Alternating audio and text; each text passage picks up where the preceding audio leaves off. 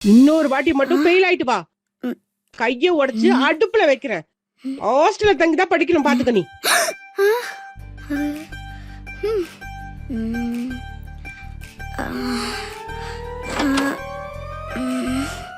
Happy birthday Ritu.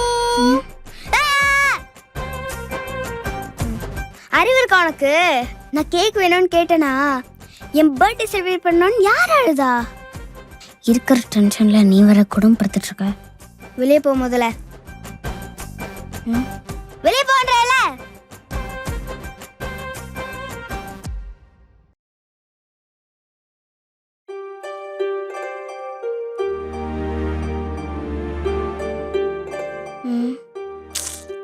Sorry Nikki.